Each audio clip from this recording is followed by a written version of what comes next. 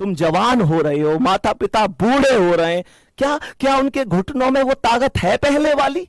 क्या कभी महसूस किया उनकी आंखों के नीचे जो झुर्रियां? दिखावों को मत करो, अपने लिए पढ़ो, बेहतर तरीके से पढ़ो, क्योंकि क्योंकि आप लोगों को निश्चित रूप से आगे बढ़ना है।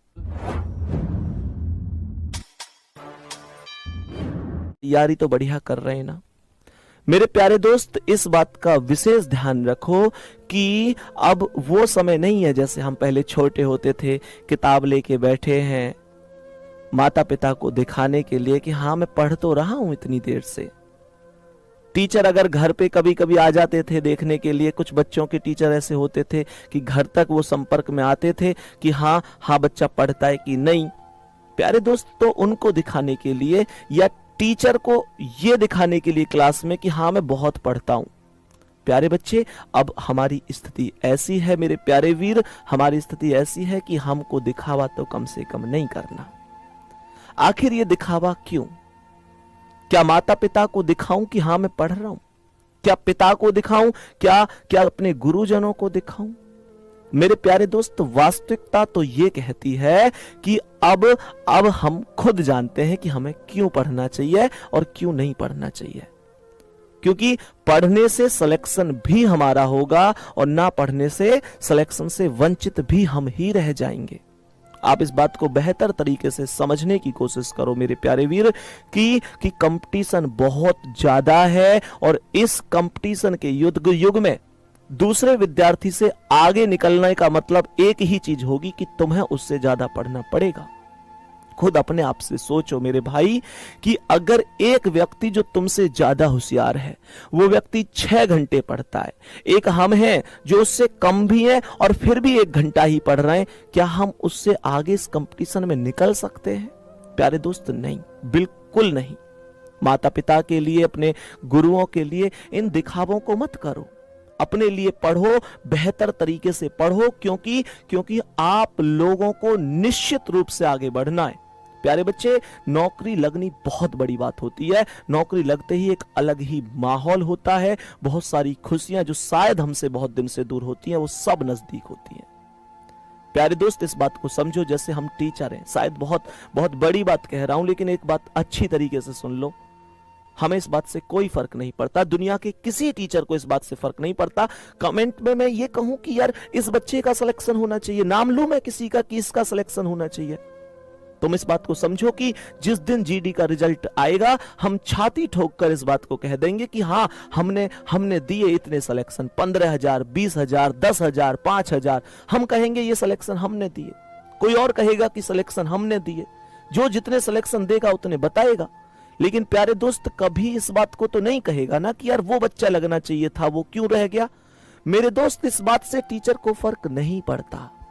ये कड़वी सच्चाई, आप लोगों को हो सकता है यार ये बात लगे कि संदीप भैया इस बात को कह रहे हैं हमसे, पर सच्चाई ये है कि टीचर केवल ये देखता है कि हाँ मेरे बैच से इतने बच्चे सेलेक्ट हुए, उसे ये फर्क नहीं पड़ता कि वो तुम हो या कोई दूसरा हो। मेरे भाई, पर माता पिता के लिए, मम्मी पापा के लिए सिलेक्शन तुम्हें ही लेना है। सेलेक्ट तुम्हें, उन्हें इस बात से फर्क नहीं पड़ता कि गांव में से 10 लोग लग गए, उन्हें इस बात से बहुत फर्क पड़ता है कि उनका बच्चा लगा कि नहीं लगा, उनका बेटा सेलेक्ट हुआ कि नहीं लगा, उनकी गुड़िया सेलेक्ट हुई कि नहीं हुई, उनको फर्क पड़ता है। मेरे प्यारे दोस्त, अगर आप उनके बुढ़ापे की लाठी हैं तो ये मजबूत लाठी बननी है ना यार, एक कमजोर क्यों? पापा मम्मी ने कितने दिन से खुशियां नहीं देखी, सोचो। सब कुछ तो वो हमारे लिए कर रहे हैं। शायद ऐसा समय होता होगा कि वो मतलब अपनी इच्छाओं का दमन करके हमारे लिए कुछ करते होंगे।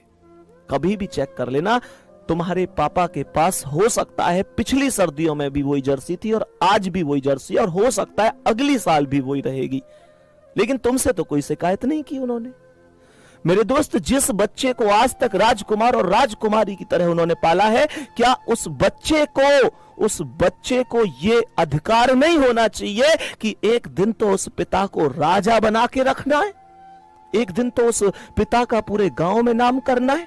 अरे कहां गए तुम्हारे वो जज्बात, कहां गया तुम्हारा वो जुनून? क्या तुम्हारे शरीर में पानी चलने लग गया है? मेरे दोस्त, इस दुनिया में कोई भी अपना नहीं है, कोई भी अपना नहीं है, किसी के सामने रोने की जरूरत नहीं है, नाटक करने की जरूरत नहीं है। मेरे प्यारे दोस्त, वास्तविकता तो ये होती है कि कोई तुम्हारा दर्द रोज रोज सुनने का किसी के पास टाइम भी नहीं है। मेरे प्यारे वीर, उन माता पिता के लिए पढ़ो, अपने लिए पढ़ो। माता पिता के लिए ना भी सही तो एक समय ऐसा जरूर आएगा जब माता पिता तो चले जाएंगे इस दुनिया से, तुम्हें अपने दम पर जीना पड़ेगा। बोलो कैसे जियोगे भाई? गुरु को तो सीधी बात है, सिलेक्शन कोई भी ले ले, बड़ी बात है। मेरे प्यारे दोस्त, मैं उन बातों को नहीं करना चाहता कि मन में कुछ और चल रहा है, तुम्हारे सामने कुछ और कर रहा हूं। हाँ, ये है कड़वी सच्चाई कि टीचर पर फर्क नहीं पड़ता कि सिलेक्शन किसका हुआ। टीचर को बस इस बात से फर्क पड़ता है कि उसका टारगेट ये था कि एक बैच में अगर मान के चलो 10 बच्चे हैं तो उसे इस बात से फर्क पड़ता है कि उसका टारगेट था 10 में से 4 सिलेक्शन दूंगा, वो 4 पूरा हो गया उसका टारगेट। उसे इस बात से फर्क पड़ता है, उसे ये फर्क नहीं पड़ता कि वो 4 कौन थे। प्यारे बच्चे, वो तो तुम्हें पूरा करना पड़ेगा अपनी मेहनत से, अपने दम से। माता पिता को सारी खुशियां दिखानी है। तुम जवान हो रहे हो, माता पिता बूढ़े हो रहे हैं, क्या उनके घुटनों में वो ताकत है पहले वाली? क्या कभी महसूस किया उनके आंखों के नीचे जो झुर्रियां आ गई हैं? क्या कभी महसूस किया कि वो जैसे पहले सीधे चलते थे अब नहीं चल पाते, अब कमर झुका के चलते? कभी महसूस किया तुमने? तुम पूरी दुनिया में देख रहे हो ये कमी है, ये कमी है, ये कमी है। कभी बाप की आंखों में ये देखा तुमने कि पहले की अपेक्षा आज क्या है? लेकिन एक बात बताऊं, उनके पूरे शरीर को देख लेना, उनकी पूरी आत्माओं तक देख लेना, शायद पहले की अपेक्षा हर चीज में गिरावट आएगी, पर एक चीज आज भी ज्यों की त्यों बनी हुई है। एक चीज आज भी ज्यों की त्यों बनी हुई है, और वो चीज है शायद तुम्हें लेकर उनका विश्वास। हर भर्ती में विश्वास होता है उनको कि शायद इस भर्ती में मेरे बच्चे का सिलेक्शन हो जाए। वो कौन सी भर्ती होगी? जिस टाइम वैकेंसी आती है ना, वो गांव में बैठे हुए होते हैं, उन्हें किसी कहीं से ये पता चल जाए ओ वैकेंसी आ गई। भाई साहब, वो हो सकता है तुम्हें नहीं बताते, पर मम्मी से जाते ही कहते हैं कि इस बार देखियो बच्चा सिलेक्शन ले लेगा और तू फिर देखना हमारे बुरे दिन टल जाएंगे।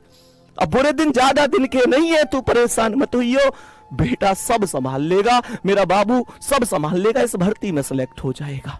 पिछली बार 1 नंबर से ही तो रहा था, कोई बात नहीं है, इस बार पूरा कर देगा। भाई मैं ये कह रहा हूं, इस बार मैं तुमसे पूछता हूं, किस बार करोगे तुम ऐसा? मेरे प्यारे दोस्त, वो माँ पिता से कहती है, हाँ मुझे पूरा भरोसा इस बार मौका होगा, सारा कर्ज उतर जाएगा, बैंक का पूरा लोन खत्म हो जाएगा, हमारी जिंदगी में फिर से खुशियां आएंगी। मेरे दोस्त, मैं तुमसे पूछना चाहता हूं, वो खुशियां लौटाओगे भी उन्हें कि नहीं लौटाओगे? मेरे प्यारे साथी, उन्होंने आज तक तुम लोगों को जो मांगा है सो दिया है।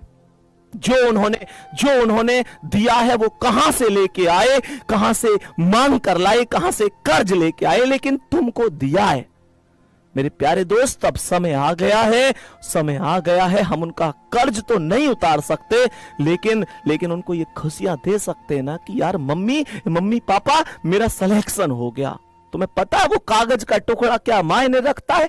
जब कागज का टुकड़ा जिसे जॉइन लेटर कहते हैं ना, जिस दिन इस जॉइन लेटर को लेकर तुम मम्मी पापा के पास जाओगे ना और उनसे कहोगे लो मेरा सिलेक्शन हो गया मम्मी पापा, उस दिन तुम ये देखना, उन्हें ये लगेगा कि पूरी जिंदगी की असली कमाई तो उन्होंने अब प्राप्त करी है।